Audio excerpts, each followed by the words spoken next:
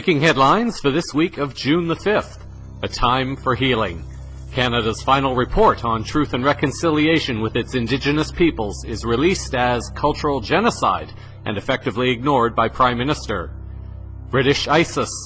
New syndrome reveals symptoms of UK intelligence involvement in ISIS terror group. ALEC exposed. Alleged educational event exposed as a think tank for legislation creation involving lobbyists and politicians. And nature is speaking, what Mother Earth might say to those of us who cannot already hear her voice. With news around, upon, within, and beyond our planet, the program making disclosure official. This is Cosmic Vision News. Here is Jeffrey West. Greetings and blessings to all. It is now less than 1 month before Canada celebrates its national holiday, which occurs on July the 1st. What seems to be apparent, however, is that the only thing that may be worthy of celebrating is the fact that the current Prime Minister, the man who has single-handedly dictated the country into a cesspool of corporate control and corruption on almost all levels, in a warmongering police state of human rights abuses, is sinking in the opinion polls with less than 5 months before a national election. This week, however, there may be a small step towards some degree of healing, even though that healing is not being officially acknowledged by Prime Minister Stephen Harper. The following report comes from Connie Walker of CBC News on June the 2nd. This has been a difficult, inspiring and very painful journey. In his final report, Justice Murray Sinclair delivered a rousing speech acknowledging past wrongs. What took place in residential schools amounts to nothing short of cultural genocide. But also hopeful about the future. But as the survivors have shown us, they have survived. The recognition of resilience sparked a sense of celebration in the room. Cheers erupted as Sinclair read some of his 94 recommendations. A new royal proclamation of reconciliation, implementation of the UN Declaration on the Rights of Indigenous People, which outlines the minimum human rights standards and affirms Aboriginal people's rights to self-determination, and in the audience, people who could make it happen. But Aboriginal Affairs Minister Valcour was one of the few who didn't rise when Sinclair called for a national inquiry into missing and murdered Indigenous women.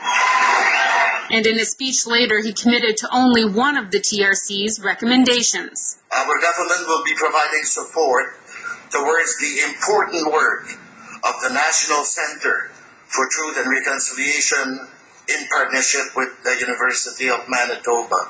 Anyone aspiring to the job of Prime Minister in Canada has to make Indigenous Canadians a priority. But with all eyes on the future, it's clear there's no immediate relief for the survivors and their families still living with the legacies of residential schools. This is going to be like just like a parade, and then once the parade is over, we get put away in the closet. I don't want that. I don't want to be my story to be treated as a souvenir. Prime Minister Harper was not in attendance today, but Justice Sinclair said he was meeting with him this afternoon. Connie Walker, CBC News, Ottawa. The story, however, has been much deeper, much sadder, and much more secret than has been acknowledged previously in Canada. The official website for the Truth and Reconciliation Commission has noted the following in its introduction to the event, stating that there is an emerging and compelling desire to put the events of the past behind us so that we can work towards a stronger and healthier future.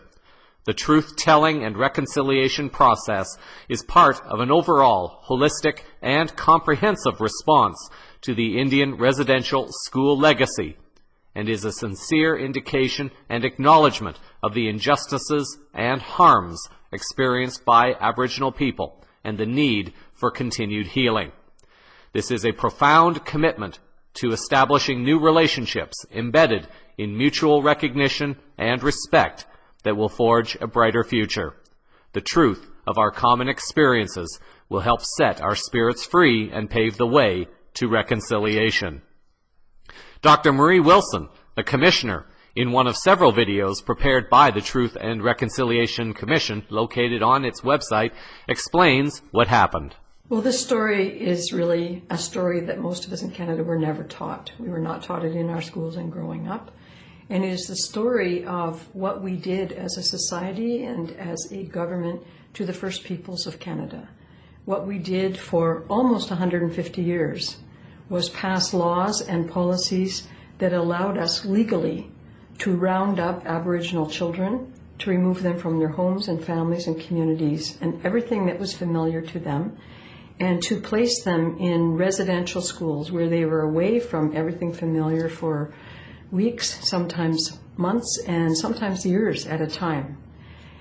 There we had a primary goal, and it was to so-called civilize the so-called savages and to Christianize them and to do everything that we could so that over the course of time they would be fully assimilated into Canadian society and there would be what was deemed to be no more Indian problem. That's what we did, and we did it for decades and decades. The last residential schools in Canada closed in the 1990s, and throughout most of that time into the early 70s, the federal government contracted the churches to run the schools. Indeed, the first residential schools were set up and established by some of the Protestant and Catholic churches, many of them based in Quebec, who spread out across the country. And then these mission schools became eventually government-run schools and residences in the later 70s and 80s. And what we know now, thanks to the bravery and the courage of those little children who grew up to be adults and started speaking up about what had happened to them, is that those experiences not only were in and of themselves very traumatizing, but they happened in situations where the children were ripe for abuse in cases where there were any deviants in the midst. And so there was a tremendous amount of physical abuse. There was a far greater amount of sexual abuse than anybody ever knew when we started having this national conversation. And it has left devastating impacts in the communities and in families, because many of those learned behaviors are the very ones that those children brought into their own adulthood, and then as the courageous ones are able to say, they did the very same things to their children in many cases as had happened to them. And so we are in the midst now of a really compelling national conversation and national opportunity to say we can't cling to our ignorance. It's true that most of us alive today had nothing to do with the schools and knew nothing about it. We're not taught about it. But it is also true that we live in the present, and we are the ones who will be responsible for the future. So we are all invited to have this enormous and I think compelling conversation about who we really are as a country, who we really have been as a country, and who do we want to be as a country. How do we want to live up to the values that we claim about ourselves throughout the world? And how do we provide proper redress and build meaningful relationships between the First Peoples, the Indigenous peoples of Canada, and all the rest of us who have come from so many other parts of the world? Dr. Wilson also elaborated on the process of what unfolded during the four-day event, but also where things go from here. The following is an edited version of that statement. Well, first of all, I think it's important to say that this is not an Aboriginal event, just as this is not Aboriginal history. This is a Canadian event, just as this has been Canadian history. And the invitation is for those who have not yet had a chance to learn firsthand and to probe more deeply into all of this. First of all, to learn. The first day is really a day about underscoring the fact that we are all in this together. The second day is really underscoring the fact that we still have lots to learn. The third day, sometimes it gets referred to as the business day, but it will be, the Commission has something to say about all of this. It's basically our reporting out day. We will be talking about our conclusions in the months leading up to the closing ceremony, but that day will be really kind of the composite day where we unveil the collective bundle of it all. And we'll also do a bit of a retrospective through audiovisual means as well. The fourth day is more of a ceremonial day. We've said from the beginning the work we are doing is a sacred trust, and we want to concluded with that very clearly in mind as well. Our mandate talks about the sharing of truths contributing to the healing of spirits and opening the door to the possibility of reconciliation. So in a way, the closing ceremony will touch on those very three things: the sharing of truths, the freeing of spirits, both for those who have been carrying around things that they may not have shared ever before, but also for those of us who are just coming to learn about this and to allow ourselves to be shifted. Many people talk about transformation, these experiences being transformational for them. But what we need is a safe place. We pledge to the survivors that all that you give us, all that you share with us, we receive as a sacred trust, and we will make sure that your words and your teachings are safeguarded in perpetuity and that they will remain accessible, not buried away. So passing the torch to the National Research Center will be one of the very important moments where we say, this is where it will now all be. Here's how you can access what it is you may need to look for or probe further. But there, as I say, there are other individuals and our honorary witnesses that I've mentioned.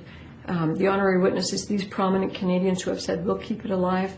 We need to pass the baton or the obligation, the sacred trust. We'll pass that sacred trust along to these other individuals, and there are a number of organizations who are already working in the field of reconciliation.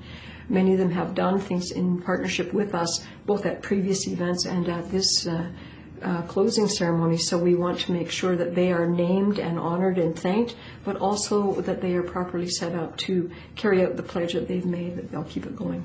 CVN has reported numerous times of the energies on the planet that are bringing all issues up for addressing, for release, and for healing. So it is no surprise, perhaps, that Canada is now coming face to face with its own crimes against humanity and is now having to step forward and participate in events that most Canadians never even knew that they had participated in. In what are arguably the darkest times in Canadian history, revealing not only what has happened in our past, but also acknowledging all that the country has now become, as a corporate, warmongering entity that has no regard for the environment, our planet, while enslaving citizens to fraudulent fiat currency debts within an increasingly militarized police state of commercial rules, suggests that the country has a lot to heal in order to move forward in a higher collective vibration of the shifting human and planetary consciousness. Perhaps with this closing ceremony, Canada has a chance to set at least one example to the world in a spirit of helping other nations to heal their historical wounds relating to the treatment of their own Indigenous populations. As part of my other work, A Green Print for Life, I have written a series of apologies to numerous groups around the world, and my apology to my Indigenous brothers and sisters stands as follows. To my brothers and sisters walking the paths of First Nations, Indigenous, and tribal groups worldwide that historically have had their roots and traditions in honoring the earth and who have been negatively affected by Western world greed, corruption, and abuse, my heart weeps with compassion and sadness at what the choices of the white men have brought to your peoples and how we have missed a glorious chance to benefit from the wisdom of your earth knowledge. The courage and strength of your souls needed to participate in this path of awakening has been challenging and at times dangerous. We tried to remove the earth wisdom from you so you would not remember who you are and the valuable gifts you were to bring to humanity. This is changing. I see your earth wisdom awakening in many corners of our planet. I ask for forgiveness, and that from this moment forward can we begin a new relationship of healing the earth, relearning this wisdom, and growing together within the oneness. May each person receive his or her unique wisdom, earth wisdom, to begin walking the path of honoring self, others, our planet, and our galactic family. Thank you for all you are and for what you represent. I love and see you all. This apology is posted on the Cosmic Vision News website with all other apologies, and the link will appear in the show summary along with all other links for this story. In a separate but related story, Canada's Globe and Mail website has reported that the Prime Minister has departed Canada on his final international trip before the coming elections. Stephen Chase, on June the 5th, reported that Harper departed Ottawa for his final overseas trip before Canada's fall election. A tour of Europe he will use to try and bolster his credentials as an international statesman, with about 3 months left before the federal election campaign. The Prime Minister will stop first in beleaguered Ukraine, under attack, he reports, from Russian-backed rebels, to demonstrate solidarity with the ancestral home of more than 1.2 million Canadians. Then he's headed to a Group of 7 meeting of wealthy industrialized countries in Bavaria, Germany, where leaders will confer on the future of sanctions and censure of Russia, which they kicked out of their club in 2014 over its annexation, alleged annexation, of Ukraine's Crimean Peninsula. Afterwards, Harper will fly to Poland, which is on the eastern flank of the NATO military alliance and is one of the countries that benefits from North Atlantic Treaty Organization's year-long effort to deter further Russian expansionism. Finally, in Rome, he will meet Pope Francis, the spiritual head of an estimated 1.2 billion Roman Catholics around the world, including many Canadians.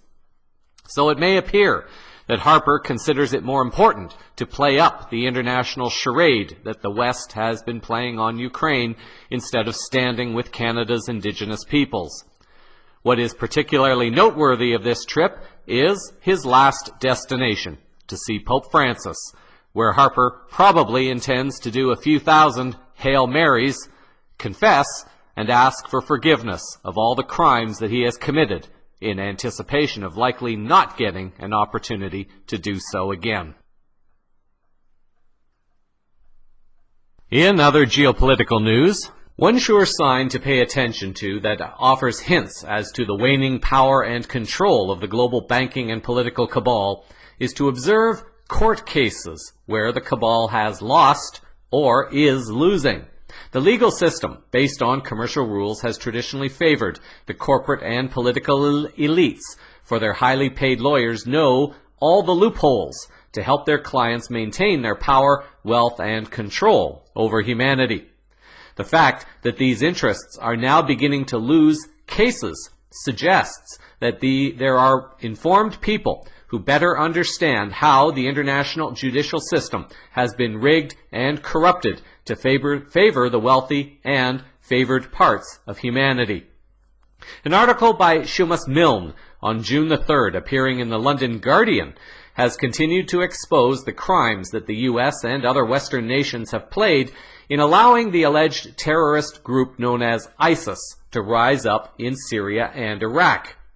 Milne writes that the war on terror, or perhaps more appropriately, the war of terror, that campaign without end launched 14 years ago by George Bush is tying itself up in ever more grotesque contortions. On Monday, the trial in London of a Swedish man, Berlin Gildo, accused of terrorism in Syria, collapsed after it became clear British intelligence had been arming the same rebel groups the defendant was charged with supporting. You know you're on the right track when the prosecution backs away from the case. Milne continues, writing that the prosecution abandoned the case, apparently to avoid embarrassing the intelligence services. The defense argued that going ahead with the trial would have been an affront to justice when there was plenty of evidence the British state was itself providing extensive support to the armed Syrian opposition. Milne goes further, writing that clearly the absurdity of sending someone to prison for doing what ministers and their security officials were up to themselves became too much. But terrorism is now squarely in the eye of the beholder, and nowhere is that more so than in the Middle East, where today's terrorists are tomorrow's fighters against tyranny, and allies are enemies, often at the bewildering whim of a Western policymaker's conference call. It comes down basically to Milne's closing paragraph, stating that what's clear is that ISIS and its monstrosities won't be defeated by the same powers that brought it to Iraq and Syria in the first place, or whose open and covert war-making has fostered it in the years since. Endless Western military interventions in the Middle East have brought only destruction and division. It's the people of the region who can cure this disease, not those who incubated the virus. From revelations in a UK courtroom exposing the legal system and its loopholes, to leaked emails implicating external parties in the Ukraine conflict now. More revelations are coming into public knowledge regarding the involvement of the US and Western-based interests in Ukraine at this time. A Ukrainian hacker group, Cyber is claiming to have intercepted communication from US business tycoon George Soros and Ukrainian President Petro Poroshenko. This report from RT. 18 months ago, when I was covering the unrest in Ukraine, the presence of foreign politicians amid the protest was nothing out of the ordinary. From the Assistant State Secretary of the United States, Victoria Nuland, handing cookies to protesters and policemen alike, to the German Foreign Minister casually taking a stroll with the protesters down the Independence Square. But one statement made by the U.S. Senator John McCain was quite a memorable one. At a press conference after his emotional address to the Maidan crowds, Senator McCain said this. We need to make it clear to the Russian government and Vladimir Putin that interference in the affairs of Ukraine is not acceptable to the United States of America or to any other free country in the world. We even tried to ask Senator McCain a follow-up question whether if Russia was interfering into internal affairs of Ukraine, what was he doing at the Independence Square then? But he did not reply to that. And I wonder what would he have said to one of U.S. citizens, George Soros, after it has been revealed by the Cyber hacker group that Soros sent a lot of emails to the Ukrainian leadership after the Maidan revolution happened, urging them to do certain steps. First of all, in one of the letters, he said that Ukraine should be provided with lethal military assistance from the United States in order to achieve its goals, something, of course, being very heavily discussed in the United States over the past several months, and whether the President of the United States would actually take such a risky step. He also said that Ukrainian personnel should be trained outside of Ukraine on NATO bases in Romania so that there would be no suspicion of NATO boots on the Ukrainian soil. In a separate letter to the Ukrainian leadership, Mr. Soros also instructed them as to what steps they should do in the economy. One of those said, and I quote, restore some semblance of currency stability and a functioning banking system, end of quote. That is despite Soros himself admitting the dire state of the Ukrainian banking system and economy in general. Those may sound like just recommendations if they were not coming from a man who openly admitted to backing several revolutions and changes of regimes in countries where his interests lay over the years. And obviously this is adding a lot more fuel to the fire of a speculation, a still rife speculation, as to the extent of U.S. interference into the unrest in Ukraine, which happened in 2013-2014. Alexei Rashevsky, RT, reporting from New York City.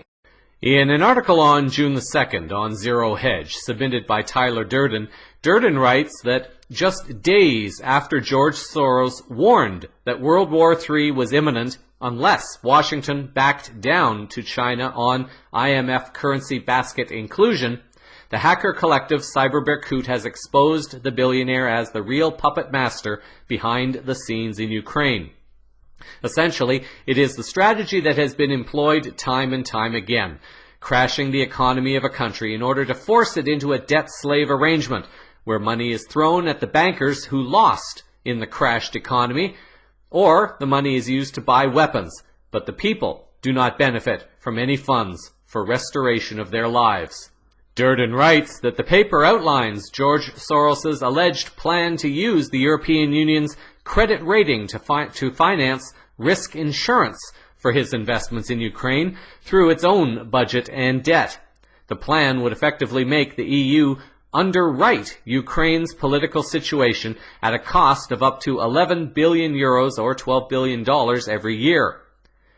In attempting to appear benevolent, the letter quotes Soros as allegedly writing that the investments will be for profit, but I will pledge to contribute the profits to my foundations. This should allay suspicions that I am advocating policies in search of personal gain.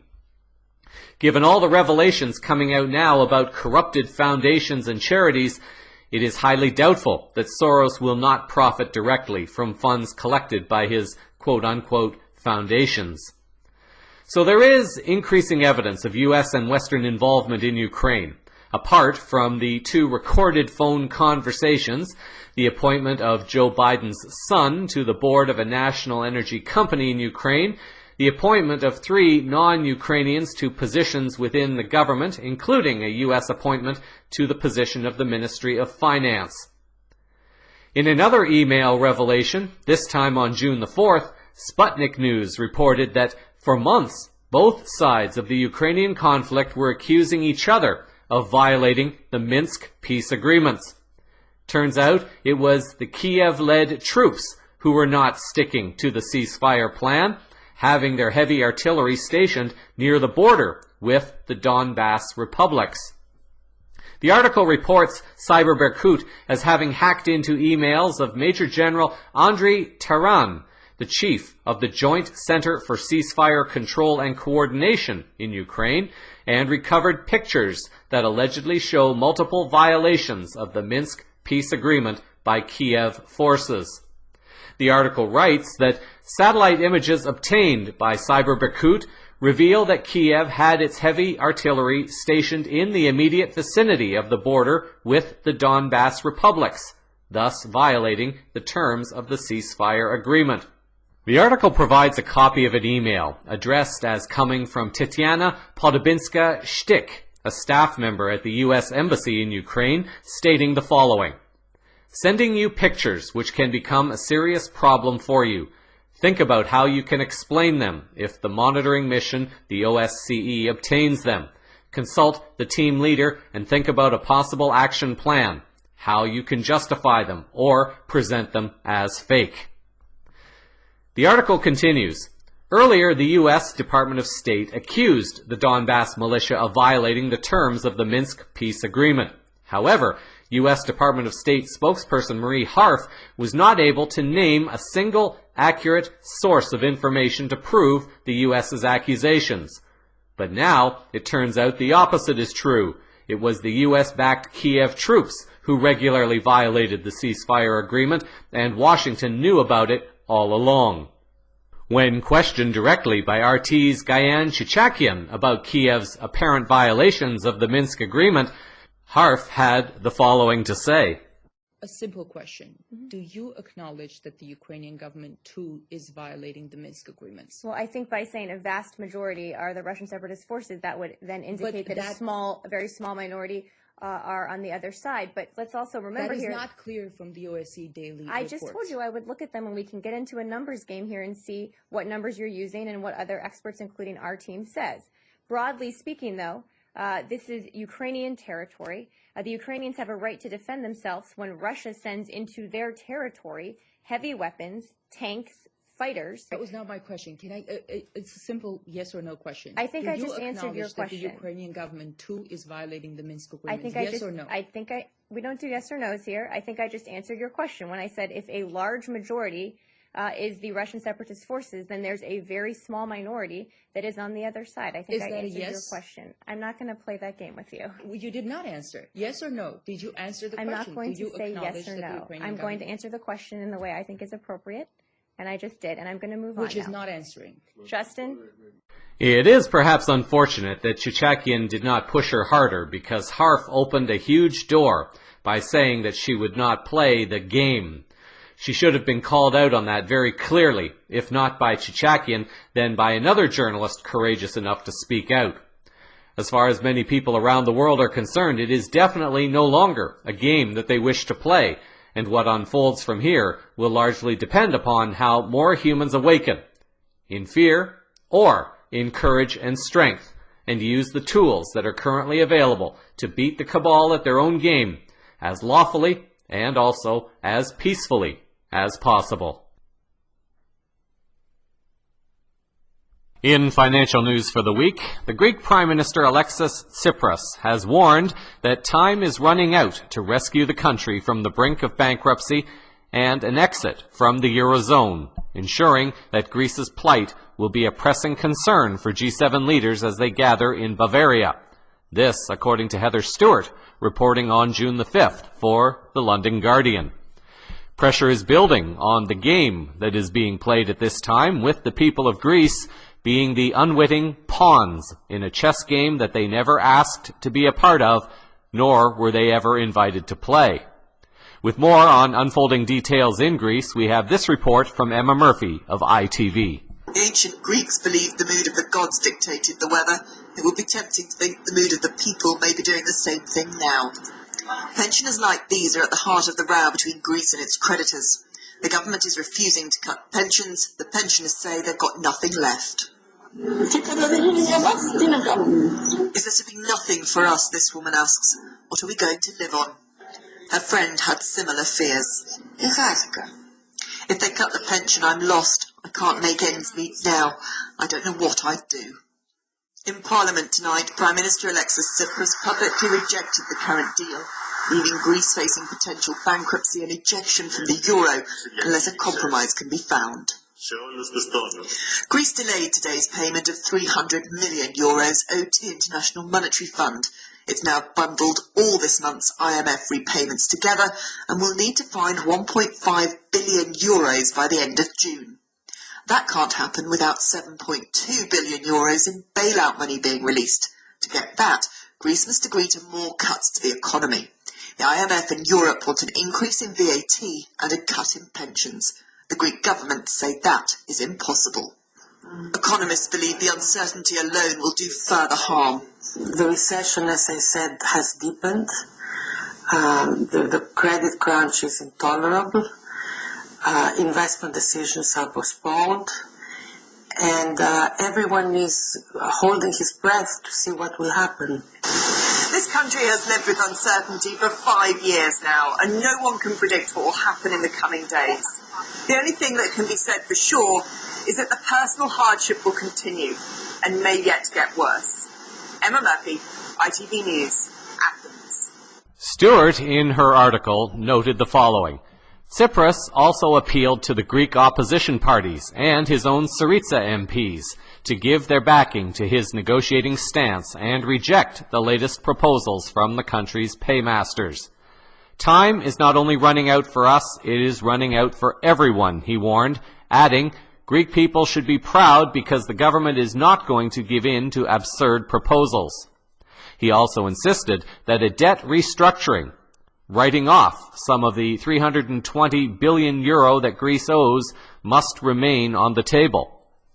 It's a difficult thing for everyone. The cabal is desperately trying to keep its house of cards standing. The Greek government is attempting to play within cabal rules while protecting itself and not capsizing the global house of cards, even if they know it to be fraudulent. There are those in the world who see all the fraud for what it is and cannot understand why it is not just being allowed to collapse once and for all, and then there are those who are totally oblivious to everything and are frantically watching the markets and their reactions. It would seem that the can has been kicked a bit further down the road at this time, as Greece will now attempt to pay off all the bundled loans later this month. What was interesting in Stewart's article was her inclusion of the following.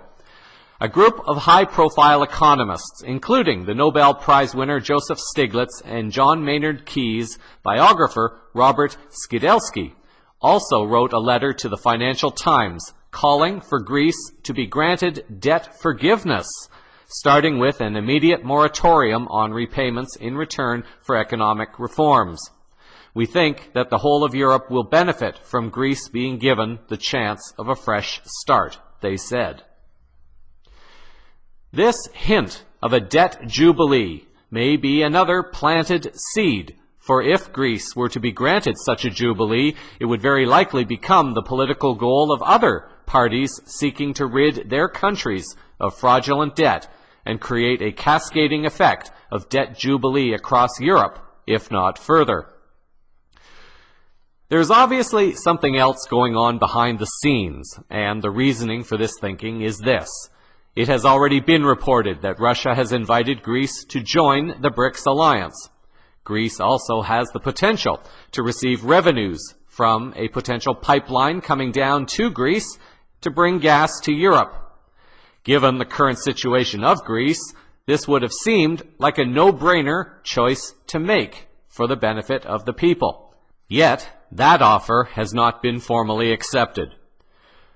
What is being communicated to the world is that Greece still intends to pay its debts and that it still intends to be a member of the Euro Monetary Union and a member of the EU.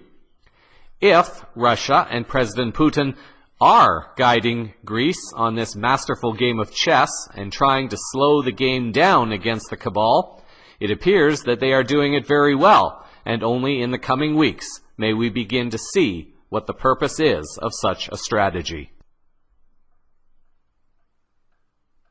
In general news now, an Atlanta television news program recently aired a piece that arguably blows a hole into the process of how rules are created and then transformed into what is sold to people as law. CVN reminds listeners that the vast majority of the laws that currently shape our ways of living, from the municipal level up to the global level and arguably even beyond our planet, have been based in commercial rules that have been given the force of law. These rules have also been created by politicians who did not seek the informed consent of those who elected them, but rather instead chose to answer only to the people behind the commercial interests that commercial law is designed to protect. One organization in the U.S., the American Legislative Exchange Council, or ALEC as it is known, has recently been exposed as having more influence in the creation of law than has been publicly acknowledged. According to a membership disclaimer on their website, ALEC provides a forum to facilitate the exchange of policy ideas from a variety of perspectives. ALEC models, policy, and resolutions are developed by ALEC members and may or may not reflect the positions of any individual member, company, association, or non-profit. On the same page, however, is a list of people who are grouped as private enterprise, and among the participants are people from the energy, pharmaceutical, communications, insurance, and other corporate sectors and groups that contribute to this alleged forum. ALEC claims to offer task forces on topics such as civil justice, commerce, education, energy, environment, agriculture, health, federalism, and tax policy, among others. The website lists 11 initiatives that ALEC is currently involved in, and one claims to be the Center to Restore the Balance of Government. However, in this report, that does not appear at all to be the aim of this council, as a meeting in Atlanta was found to consist of policy shapers meeting lobbyists. A coastal resort protected by armed guards. That was the private meeting place for Georgia legislators and corporate lobbyists. Now, who paid for it all? That's the big question. Chief Investigator Brendan Keith holds the powerful accountable tonight. Brendan? The 11 Alive investigators discovered an organization that gets money from lobbyists, gives it to legislators, and it's all considered charity.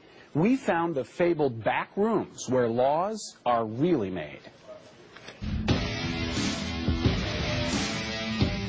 We can't show you what's behind this closed door. A place where legislators and corporate lobbyists have an equal vote. A place they don't want you to see. You need to be credentialed at registry. We are credentialed. We're Georgia Media. Are there legislators in there? Are there legislators in there? We are Georgia credentialed media. Please step over here. What? There's Georgia legislators here. Are laws being made in there? This isn't the state capitol. It's a resort hotel in Savannah where lawmakers are wined and dined as members of the American Legislative Exchange Council, or ALEC. What is ALEC? It's really a corporate bill mill. I mean, they're cranking out legislation put it in the hands of legislators who go back and file it. Georgia Senator Nan Orrick would know. She was once an ALEC member. What happens in these back rooms? And there are votes taken that have the corporate votes at the same table voting with the legislators on what bills to pick. And that at its core just screams out inappropriate. You're telling me that in these rooms, a corporation has an equal vote with a legislator on a piece of legislation? They absolutely vote, and the truth be told, they write the bills. ALEC bills come complete with blanks where legislators need only fill in their state name, like the Asbestos Claims Priorities Act. This Georgia law that now prevents many asbestos victims from suing corporations matches the ALEC bill clause after clause, often word for word. The final vote was taken here at the Georgia Capitol, but the bill was first approved here, inside a Las Vegas casino at a closed-door ALEC meeting. Records show the 3 Georgia senators who sponsored the bill received more than $22,000 in ALEC scholarships to attend resort meetings the year before, during, and after the asbestos law was passed. This is money from corporations to legislators, but it's being filtered through ALEC, and they get a tax write-off? Well, ALEC is a 501c3 organization, charitable educational purposes. That's right. ALEC is an educational charity. The signature of Georgia's Speaker of the House, David Ralston, appears on this 2013 ALEC fundraising letter. He writes, "Your support of the scholarship fund is critical, enabling Georgia legislators to attend the annual meetings. Donations are 100% tax deductible and fund education efforts for legislators." Who's doing the educating? Inside that closed-door committee room in Savannah we couldn't show you, we saw the lobbyist for the cell phone industry seated across from Georgia State Rep Ben Harbin right before we were pulled out. Here we're credentialed to observe legislators here in Georgia wherever they meet to discuss laws. He's calling for backup. ALEC staffers had 4 off-duty sheriff's deputies standing by while we talked with the group's director of communications. Can we do an interview with you? Actually, no. Why not? If you please turn the camera on. No, we can't turn the camera off. That's one thing we don't do. Okay. Well, then I'd like to have you escorted out of the building, please. Okay. I'm a guest of this hotel. I'm actually staying here at this hotel. You are staying at this hotel. So here's the question is, if Georgia legislators are meeting here, we're credentialed right here to see Georgia legislators making laws. Are they discussing things that could become law here? Georgia legislators are here participating in discussions where they're learning from legislators from others. So why can't the people who elected them see the process? This is a private meeting. A private meeting paid for by whom? By our members and donors. Our lobbyists, correct? No. Are you here for this conference, too? Are you We met 2 lobbyists and a state representative from New England in the hotel bar the night before and recorded our conversation. Do you have to pay your own way? Well, on a trip like this, that's where you would come in, man. On a trip like this, I'm the state chair of ALEC. Yeah. And I look for financial support. Right. Lobbyists, like, to send us like a couple $1,000 every so often. That gives me money to help those folks with. Now, on the other hand, we pay more to be here, so it helps support them. And you do. I see. So the lobbyist fees to come to the event actually help subsidize the legislator coming here. Our lobbyists, correct? No. They're not lobbyists? The ones that we recorded in the bar last night aren't lobbyists who are here members? He signals to the sheriff's deputies. All right, I'm a guest of the hotel, sir? Not for long. I'm here, a paying guest of this hotel, sir. We'll take care of that. Okay. Escort you up to your room and get your clothes. Did we violate some law or something? I mean, are we violating a law here? Don't say no. Don't say nothing. One of the Georgia senators who sponsored that asbestos bill, Renee Unterman, told the 11 Alive investigators she later dropped out of ALEC, calling it a group of angry white men controlled by industry, not legislators. Major corporations like Atlanta-based Coca-Cola have also dropped out of ALEC. Wow, eye-opening to say the least. Do lawmakers have to report payments for travel to these kinds of resort meetings? You would think, Brenda, but in Georgia, the answer is no. We filed 6 open records requests with Georgia legislators, including the Speaker of the House asking for receipts and reimbursements to ALEC events. Well, today we received this letter from their lawyer. Your request is denied. Quote, the General Assembly is not subject to the Georgia Open Records Law. In other words, lawmakers specifically exempted themselves from a law they passed to make Georgia government more transparent. It's a good thing you made it out there. Those armed eye-opening. guards were standing for you. Yeah, absolutely. This is just baffling. We'll stay on. Yeah, and we wouldn't know it had it not been for this report. No. All right.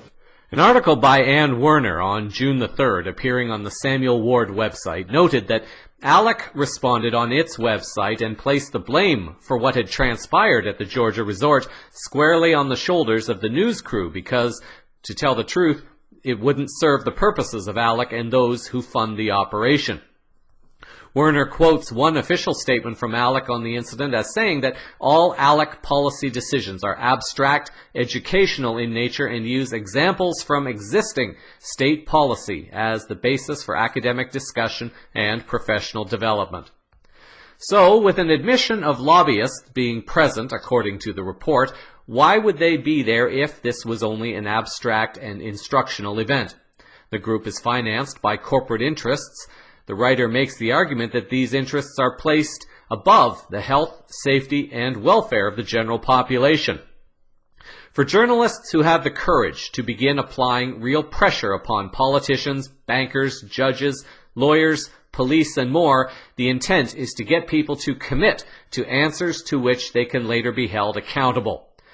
Well-trained people will never commit to a yes or no, and this is precisely why these questions need to be asked, so people can see for themselves how direct questions are avoided and why they do not deserve to hold any position they are holding if they are not willing to be held accountable to it. As long as there is always one individual who seeks to claim one's interests ahead of another or the planet, it will be impossible to come to any consensus that honors all humanity and the planet. As you will hear in the next story, living in debt, fear, separation, and enslavement is a game that humanity cannot win. This game that humanity has been living within, this realistic illusion that our lives were only meant to be lived within states of debt, fear, separation, and control, is wearing thin on increasing numbers of people worldwide. This can be witnessed by the numerous acts of protest, the numerous acts of human compassion, the numerous acts of selflessness, and the numerous acts of courage that seek to expose on a daily basis the crimes by a global elite to continually attempt to control humanity for their profit, power, and greed at the expense of our planet. The planet, however, as a living, sentient, energetic system, does not play games, and it is humanity's beliefs that have the potential to be naive, narcissistic, and destructive, or to be awakened, selfless, and creative of a new human and planetary consciousness. A series of videos highlighting the human relation to our planet have been released on a website called natureisspeaking.org. 8 celebrities, Harrison Ford, Julia Roberts, Kevin Spacey, Robert Redford, Penelope Cruz, Edward Norton, Lupita Nyong'o, and Ian Somerhalder, have lent their voices to speak on behalf of our planet to humanity. The aim is to empower humanity into making new choices about how we are living and to no longer stand for the separation, destruction, and enslavement that has been perpetrated at the expense of the ecosystem that supports and sustains us. It is life, capitalized, that I define as the physical, the non-physical, the visible, and the invisible that support and sustain everything on this planet and beyond. In these 2 audio clips, Harrison Ford, first, becomes the voice of the oceans of the world, while in the second has Julia Roberts speaking on behalf of Mother Nature. Water. I'm most of this planet. I shaped it. Every stream, every cloud, and every raindrop, it all comes back to me. One way or another, every living thing here needs me. I'm the source. I'm what they crawled out of. Humans are no different. I don't owe them a thing. I give can always take back. That's just the way it's always been. It's not their planet anyway. Never was. Never will be. But humans, they take more than their share. They poison me, then they expect me to feed them. Well, it doesn't work that way. If humans want to exist in nature with me and off of me, I suggest they listen close. I'm only going to say this once. If nature isn't kept healthy, humans won't survive. Simple as that.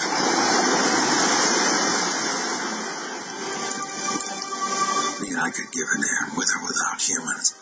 I'm the ocean. I covered this entire planet once, and I can always cover it again. That's all I have to say. Some call me nature.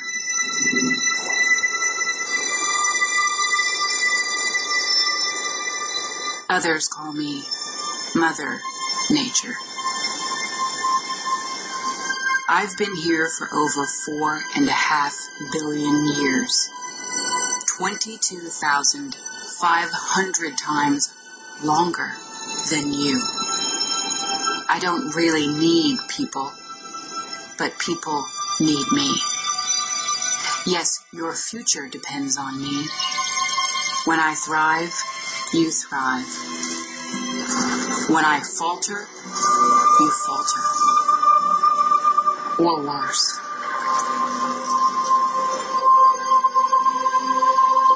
But I've been here for eons. I have fed species greater than you, and I have starved species greater than you. My oceans, my soil, my flowing streams, my forests, they all can take you or leave you. How you choose to live each day, whether you regard or disregard me, doesn't really matter to me. One way or the other. Your actions will determine your fate, not mine. I am nature. I will go on. I am prepared to evolve. Are you? How our future unfolds will depend upon the relation each human chooses to have with every other human, with every other aspect of life, and with our planet. When we stand up to political, financial, corporate, and judicial crimes, we are standing up for humanity and also for our planet. We are consciously co-creating a new way of living and being that honors all and not just a privileged few. It is time. Links to the 2 videos and to the website where all the other videos are located will appear in the show summary.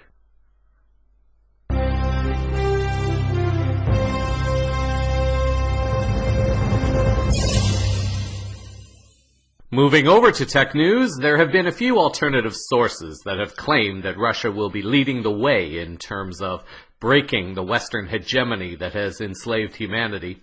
There are hints that Russia is taking steps toward the disclosure of our galactic families, and in one way it can be seen with Russia's logo for hosting the World Cup football event coming up in a few years. It has been hinted that Putin may be working directly with certain members of our galactic families and receiving a little bit of guidance and assistance in moving the global changes forward. This could be argued for days by people on both sides of the fence. Assuming there is some degree of truth to this, however, for a moment, it is perhaps worth noting 2 more technologies coming out from Russian science labs. It was reported in mid-May on RT that a new laser has apparently been developed in Russia that has the potential to revolutionize not only medicine, but also smartphones. The article writes that scientists at a Russian university have developed a unique metal vapor laser which can cut through bones, tissue, or glass without burning or damaging them. Researchers at Tomsk State University are excited by the new laser because it is multifunctional and has the potential to be used in a number of different spheres. For example, the ability to cut bone and tissue with no side effects could prove revolutionary for the medical industry. Industrial lasers used for cutting glass and other materials are carbon dioxide devices operating at 10.6 microns and can result in 20 to 30% wasted materials due to chipping. What makes this new laser unique and more effective, according to the article, is that the new device developed by the scientists is a strontium vapor laser and has the ability to operate at 10 to 12 different wavelengths, which researchers say is exceptional for vapor lasers, and it gives them so much versatility. According to Professor Anatoly Soldatov, the optimum wavelength was 6.45 microns. The Russian university has been working with numerous different types of lasers, including helium-neon, argon, carbon dioxide, nitrogen, and now with strontium vapor. Research suggests that this type of laser is most practical for medical purposes due to its ability to not cause any burning or damage while operational. Related to healing is this second technology story. Another RT article, this time from mid-April, had reported that scientists had created what is being called biocement for human bones. According to the article, Russian scientists have created a new biological material they called bone cement, which, after 3D printing into a fracture or a crack, completely dissolves over time, while in its place the human body regenerates the missing part of the bone tissue. The new substance, based on biological hydroxyapatite, was created by scientists at the Russian National Research Nuclear University's affiliate in the Siberian city of Siversk. The research originally was to complement the use of titanium implants, commonly used for healing, but scientists wondered instead if the material could be made as strong as titanium, but without the iron impurities. The article adds that on the basis of hydroxyapatite, we prepared a liquid material that we can fill a 3D printer with. The professor has explained. Scientists hope to use tomography images and 3D printers to recreate, fit, and match the missing bone parts using minute specification. All components of the material are of natural origin, as the substance is derived from animal bones. This enables the body to adapt to it and accelerate the healing process. Applying the cement results in the regeneration of real bone tissue with blood vessels and even nerve fibers. Unlike with titanium, which is often used in surgery to hold bones together, removing the material from the body after the regeneration is complete is no longer necessary. Of course, these are technologies that serve in more extreme cases of injury or perhaps disease where the body may not be strong enough to heal itself. The shift in human consciousness is helping to awaken within more and more people the ability to access one's own ability to heal. But it is always a comfort for some to know that there are certain technologies that are coming along to help make health and healing just a little bit more comfortable and perhaps accessible and maybe even safer also. Finally, in health news, we start by looking at a growing health practice that causes some levels of concern within the Western medical profession. This relates to the practice of sun gazing. An article on the 1st of June by Andrew Fisher, appearing on the in5d.com website, writes that the act of sun gazing, or literally looking at the sun, is one of the most beneficial things a human being and other animals can do for physical, mental, and spiritual enhancement. It turns out that when you look at the sun, the electromagnetic energy from the sun bypasses your physical and goes right to your brain to recharge your batteries and neutralize your body for the better, causing no eyesight loss in the process. According to Fisher, Sun gazing does not necessarily have to be limited to the hour after sunrise and the hour before sunset, although these are the times when most people feel comfortable looking at the sun. Experienced people can look at the sun at other times of the day. Fisher notes that mainstream science has lied to us about the nature of the sun in regard to its chemistry, physics, and how its rays affect us. First of all, it is electromagnetic and not powered by nuclear fusion. Further, the radiation that comes from a star like our sun is not harmful to our bodies in the way we are told by mainstream science. Rather, it is a giver of life and energy. So while the brightness of the sun may cause discomfort if done at high noon, your vision will not suffer from this discomfort. Sun gazing makes the most of this solar aspect by giving your body a general feeling of mood enhancement and spiritual uplift, while also causing a loss of appetite as your body has the ability to convert sunlight into essential nutrients through sun gazing. Making use of the earth to ground while sun gazing also contributes to what Fisher describes as closing the circuit. He writes, while standing barefoot on grass or dirt, the most common and most effective way of doing this, you can still stay grounded by putting your bare hands or any other part of your body that has no clothing over it on the grass or dirt. Walking barefoot after a sun-gazing session potentiates the effects of sun-gazing. Fisher describes his mother, an ophthalmologist, as freaking out because her son is sun-gazing. I personally have also done some sun gazing at sunrise, at sunset, and also in the later afternoon when the sun has been higher and brighter. Although I have noticed an impact on my vision from looking at the computer screen too much, I have not noticed an impact from sun gazing. Another website, sungazing.com, writes, yes, the sun holds incredible power for those who wish to obtain it, and for souls who are patient, willing to change how they view their existence and how they currently live their lives, much is possible. Light is the basic nutrient of all life. How we utilize, metabolize, and understand this light can help us evolve. Pure motivation coupled with awareness, focus, and relaxation can in turn enable us to access every level of our energy. The author of this particular site suggests there is still danger in looking at the sun, so discernment is required for whichever source feels right to you.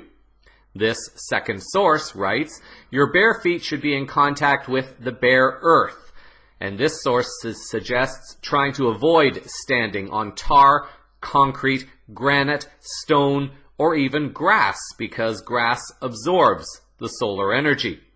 If you happen to stand on any other surface, that is fine, but the results may simply be a bit different or arrive a bit more slowly. While the sun is low on the horizon, the intensity of the rays will be at a minimum. As the sun rises over the horizon, simply gaze at the whole glowing ball of light for 10 seconds only. The key is to be relaxed, just like in meditation. Let go of all thoughts and become immersed in the moment. Simply look at it, the source writes. No stress or strain on the face, facial muscles, or eyes. The author continues, try to become aware of what your body is feeling. How is your mental, emotional, and physical state as the sun fills every atom, every electron, and every cell in your body? Feel every tissue filled with the regenerative and healing properties that the sunlight imparts on your body. You may notice an amazing increase in your overall energy as well as your physical stamina and positivism. Be aware of how the sunlight actually cleanses and rebuilds the whole of your being, your mind and thoughts, your feelings and your physical body. Total rejuvenation. If you feel yourself squinting, relax the muscles in your face and eyes. Let the light in. The more open and relaxed the muscles are in your body, the more oxygen and energy is able to flow within your cells, and then more light will be allowed in. You have at your disposal an incredible amount of electricity to make things happen in your world. With the aid of sunlight, you can recharge each cell and atom to its full potential. CVN reminds listeners and emphasizes that sun gazing is not for everyone. It is vital to do one's own research because there may be some pre-existing condition within various individuals that becomes aggravated from sudden exposure to sun gazing. Do your own research and begin gently. As with any health-oriented practice, one assumes responsibility for all that one creates and experiences. Links to a couple of possible research websites will appear in the show summary. It seems Alice was not available this week, as I did not receive her usual FYI segment for the week's newscast. In place of her FYI segment this week, we look to another report that was submitted to CVN, and some may find meaning for this particular message at this time. The shifting energies are having different impacts on different people, as each must learn and adapt to these energetic changes in ways that are as uniquely different and equally beautiful as each individual is. Some souls may be feeling a bit more lost at this time and may be looking for a source of community to start with, to learn more about this process of what is called ascension, this movement of energy from a more physical 3D space of awareness and being to a higher vibrational and higher consciousness space of existing and being, what some call a golden age of consciousness. Whether or not one accepts this as happening is not particularly relevant, but many may now be finding it harder to deny that something is happening upon this planet and possibly also within themselves. This particular report does not exactly fall under the category of news or perhaps even health, but it offers a potential health benefit for certain people who may be feeling a need to connect with some other kind of deeper understanding of what's going on and what the messages of various ascended masters offer. Ascended masters are representatives of most, if not all, of the major faith-based religions currently existing on our planet. Their wisdom at this time is to help move humanity towards a unity consciousness and release the attachment to separation that is identified by current religions. That is not to say one must release one's chosen belief system, but merely the attachment to that belief system as being the only right system of belief while making others wrong. A group known as the Order of Divine Light recently sponsored a World Teachers Conference focused on the Ascended Masters. The event was held in Austin, Texas from May 22nd to the 31st. Present at the conference was Michael Shane, whom the group identifies as one of the world's leading physical trance mediums, and Shane facilitated a connection to various Ascended Masters during the event. One individual attending, Reverend Miriam Joan Handy, submitted this information about the event to CVN. When we were there, we were given the gift of having several Ascended Masters and several angels with us in physical body form. We had Kutumi Lao Singh with us, we had Lady Master Hilarion, we had Lord Metatron, Archangel Metatron, and we had Angel Soleil. 4 incredibly beautiful, gifted beings that are now walking amongst us in physical body forms in between their jaunts back and forth to Shambhala. And what they taught us in this event over a period of days was that pretty much the veil between heaven and earth is now pretty much gone, and that this is the start of the ascension process and the golden age. We are already in it. And the purpose of them coming forth with these teachings is to awaken us from our deep sleep, to get us fully recognizing and awake from the non-realities to the truth of who we are. They spoke about the removal of the dark by the inflow of love and light and peace on this planet, and that falls in line with so much else that we're hearing around the world that is happening. These masters and these angels now walk amongst us, and that's so very exciting. And I'm a professional person with very good scientific mind, and my critical faculties are wide awake, and I was just blown away by the beautiful, radiant, loving energy of these beings and the information that they taught us. They taught us to say yes right now, yes to giving up all of our negative karma, our negative memories, our negative ancestral burdens, and our negative current life traumas, to simply in meditation and prayer to say, yes, I'm ready to give it up. And as you say that, you call forth the Dominion angels to assist you to remove it all. They transmute it with the sacred violet flame. And so this allows us to then go forth and forgive ourselves and forgive others, and then to begin to say yes to our true divine I am selves and to claim and connect to that. These are steps and tools they provided us. In meditation, they said, find the balance. Left, right is yin and yang, female, male. We want to be in the middle of that. Forward, back, the future and the past. We don't want to be clinging to the past, and we don't want to be stuck in the dreaming of the future. We want to be balanced in the middle. Between the up and down, as above, so below. We want to be in the middle of that, not too high in the woo-woo and not too grounded that we can't feel and see the light. And in the middle of this is the still point, and that's what they taught us. They also said we now go forth as masters and teachers and guides, and as we're in that still point, to call forth the ascended masters and our teachers and guides that are on the other side to assist us. And to see the God portal, the 8th chakra of our divine self, as an exchange gateway, as we call in the Dominion angels to remove the negative energies and blocks. The Dominion angels take it away, and then through that same portal, we call forth our pure divine I am present self and integrate it and be that all-knowing and all-loving and all-powerful self.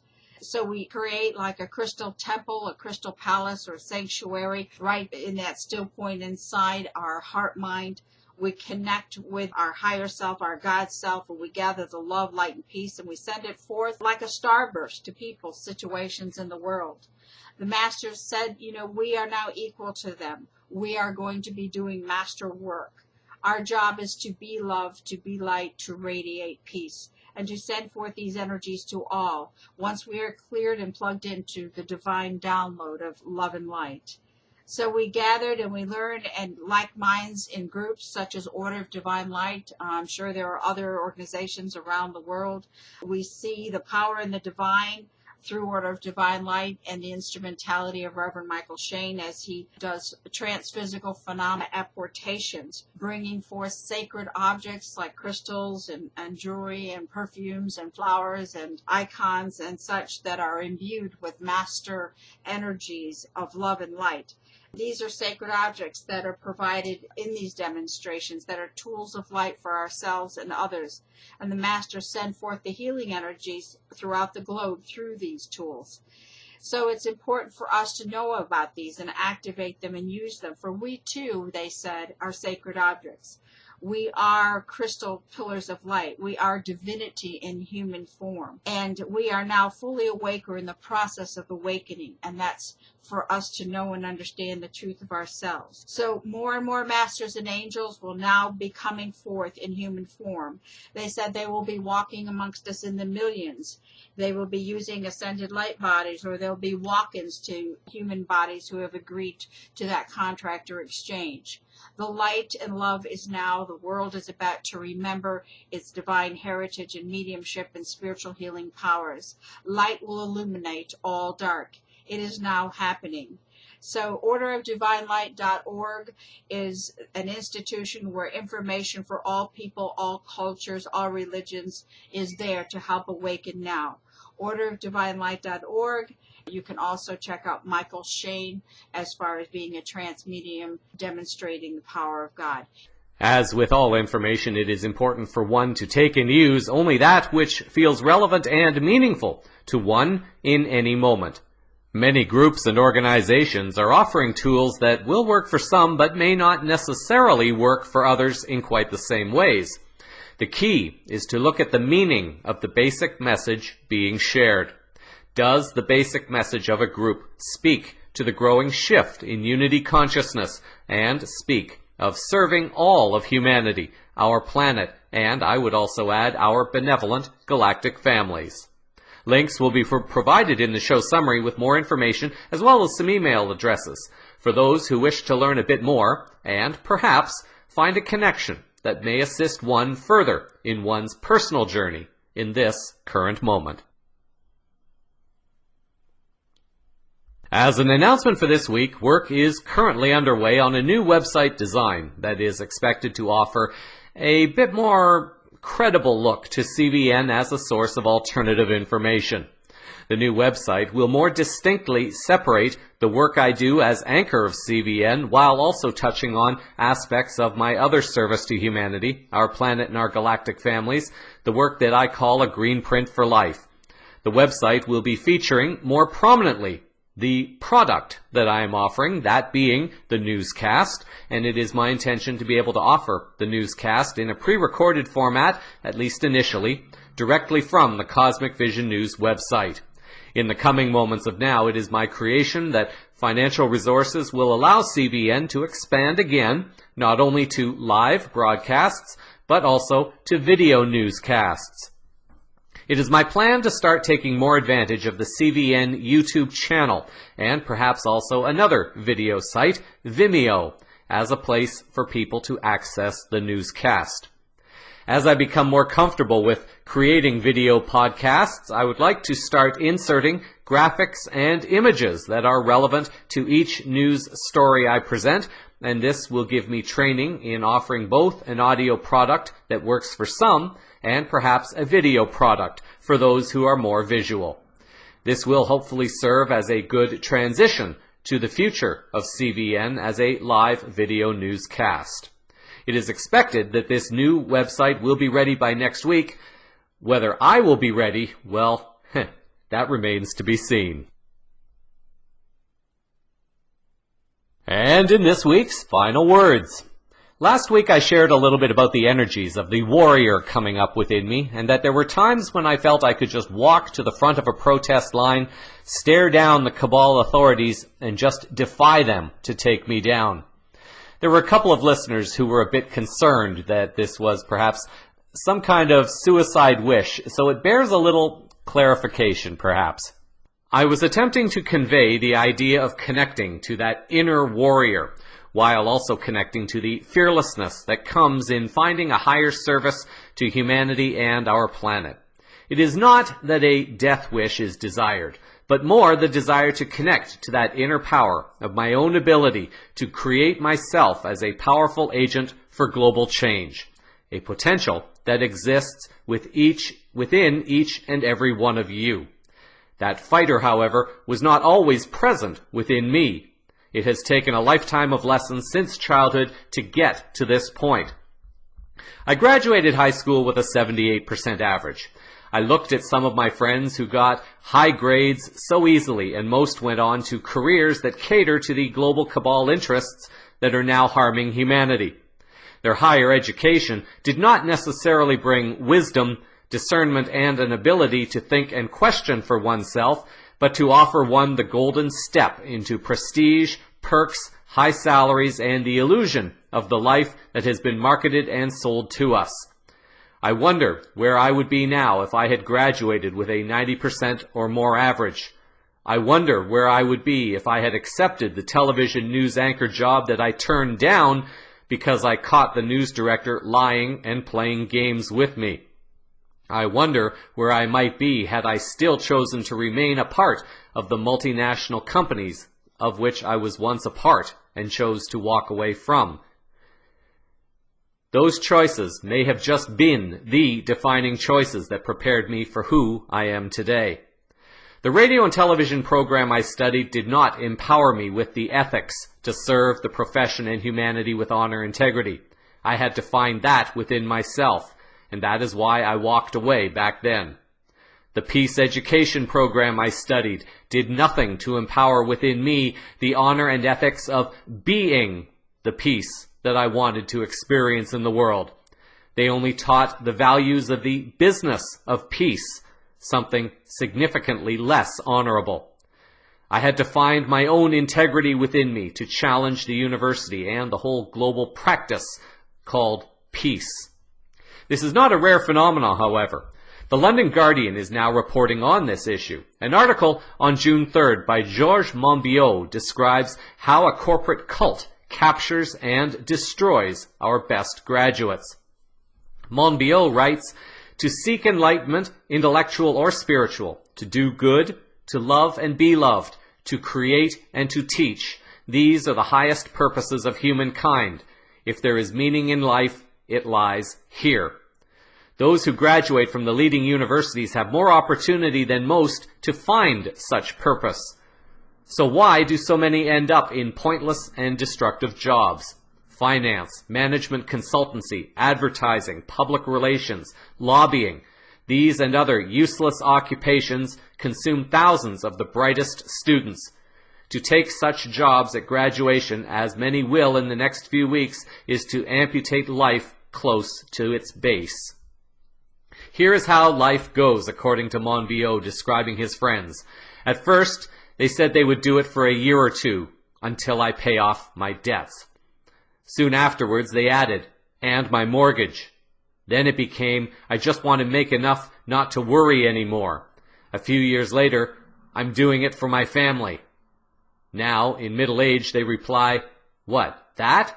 That was just a student fantasy. Endless hours, stresses, and more, and it is usually after 2 years of this that most people are hooked into a life that ends up meaning very little.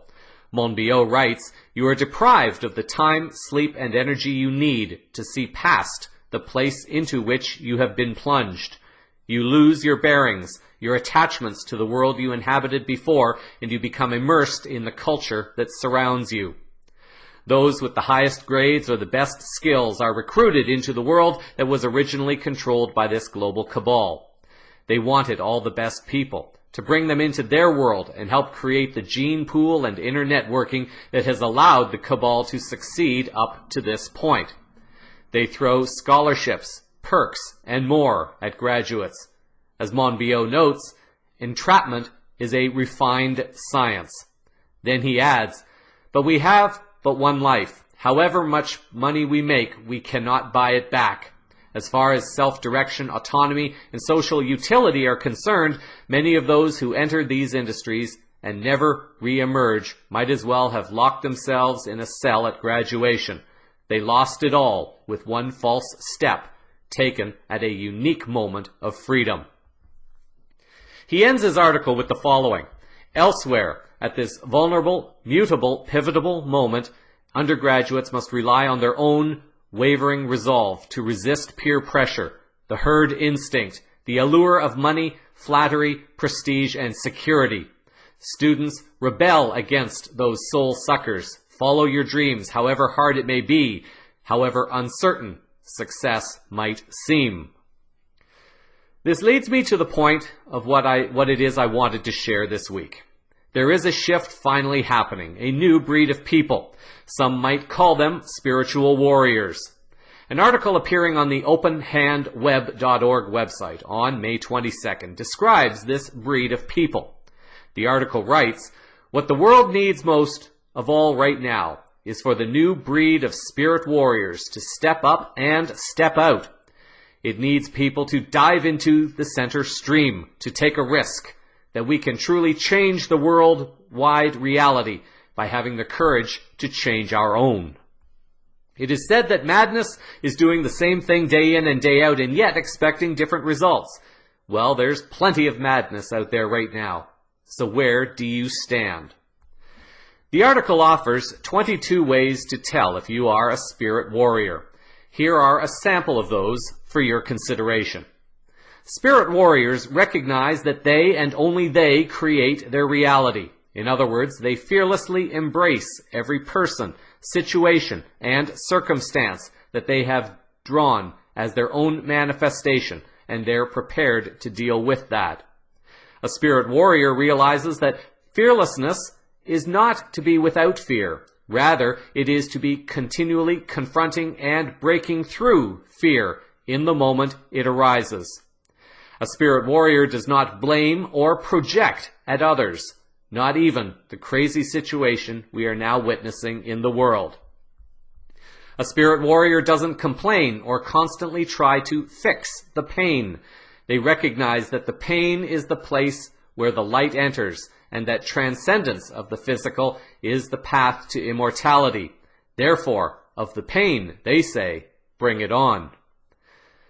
A spirit warrior is not afraid to let go of a creation or manifestation once it has served its purpose, which could mean moving on from a de-energizing relationship, job, or location.